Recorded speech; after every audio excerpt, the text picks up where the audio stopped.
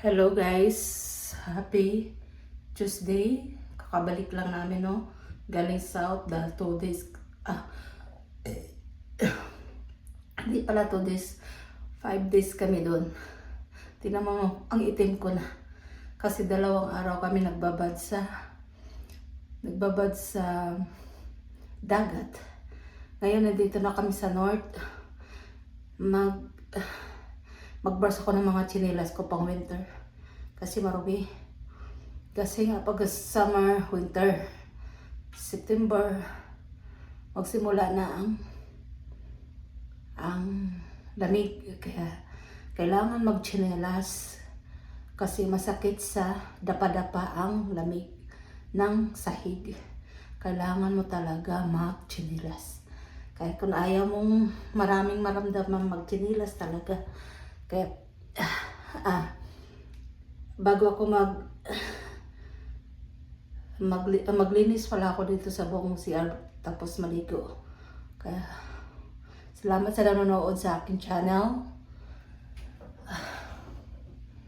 Ito ay channel ko, ito ay update sa aking araw-araw dito sa Clayton, sa North Carolina. I've been here in 8 months, so nangangapa pa ako.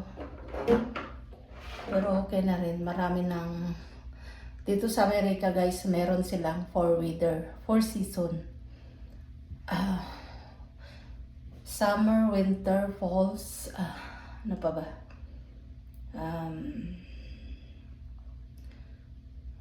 Kalimutan ko na. Basta 4 siya ang season dito ng weather sa Amerika. Ano pa ba yun? I-update ko kayo ulit. Isipin ko muna. Mag-brush lang ako ng tsinelas ko.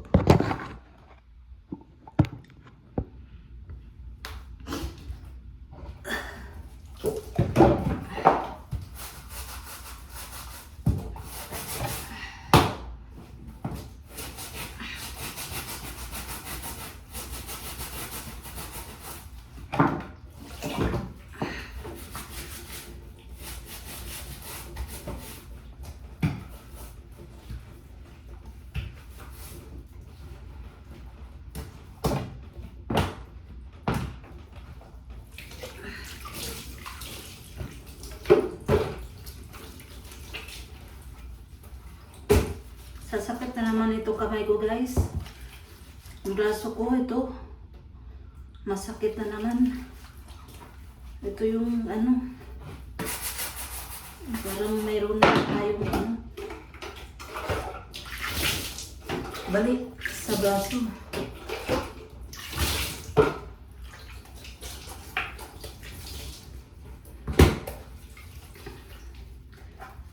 Kumabras masyado, wala akong lakas kumabras.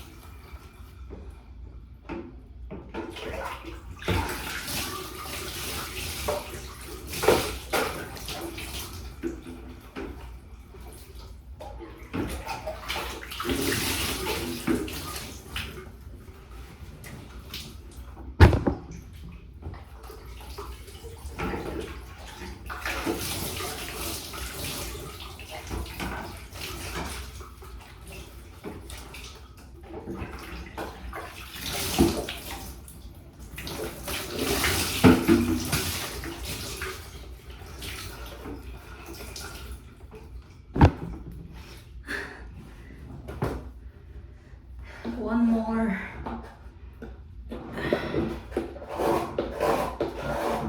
Pangit ang sabon dito powder, tumitigas kasi nga malamig.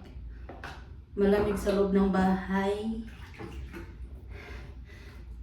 Pag mainit sa labas, kapag mainit sa labas, sa loob, malamig kasi aircon.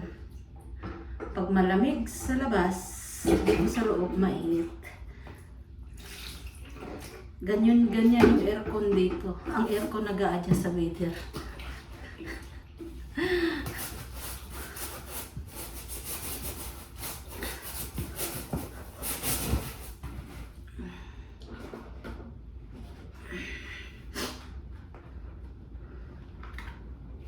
Sapnot ba? Ay. Tingnan mo, nangitim ako lalo. Dahil tawag dito, dahil 2 days kami sa beach.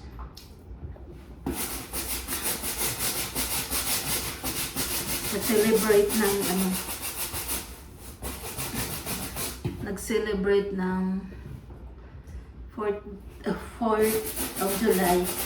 Ang fireworks nila dito, 4th of July, Independence Day. Ganyan sila dito sa Amerika. Hindi ko lang alam. Ay, wala naman sila. Hindi katulad sa atin sila magpa-fireworks tayo every New Year's. Sa kanila, every 4th of July. Ganyan sila mag-celebrate ng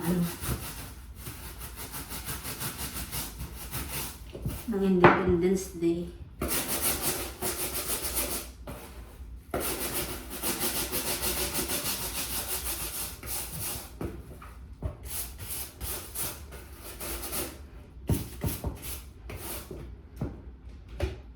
Iuwi ko to sa Pilipinas, ito. Susuot to ng anak ko.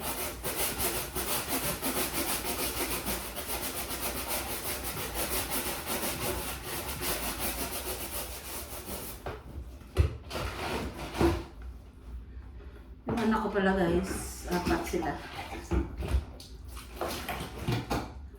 3 lalaki, 1 babae. Mga binatilyo na yung mga lalaki ko. Yung bunso ko ngayon grade 5. Kaya kailangan ko talaga kumilos. Kailangan ko talaga magtrabaho na. Kasi nga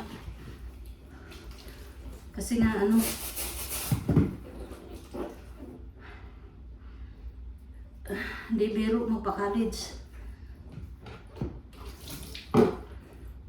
Kailangan lakasan kong loob ko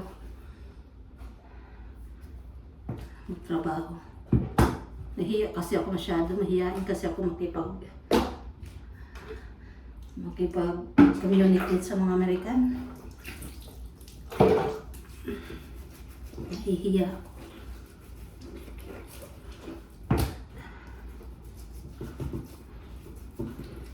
Kailangan ko magsikap kay ako lang nagpapakain sa mga anak ko.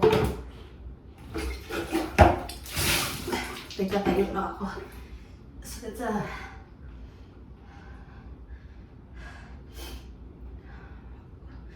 sa likod.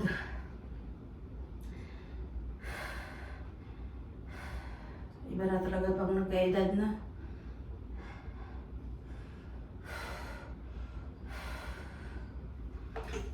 Okay. Kasi kami magkapatid, 8 kami magkapatid. 4 babae, 4 lalaki.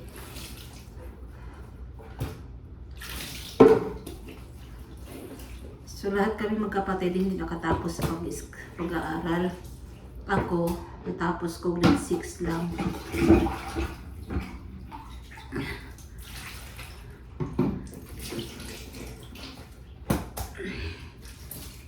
Grade 6 lang, pero dito sa Amerika hindi. Ganito kasi yun. May sponsor ako sa di papunta rito. Naglakad kami ng papel. Pagdating sa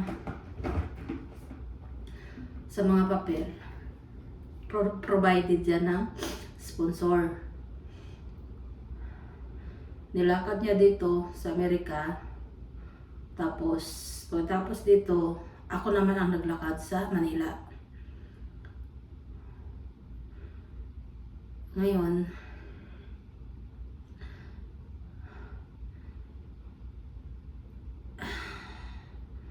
nilakad ko, inabot kami ng 2 years bago ako na-approve. Nag-travel ako mag-isa papunta rito sa Amerika.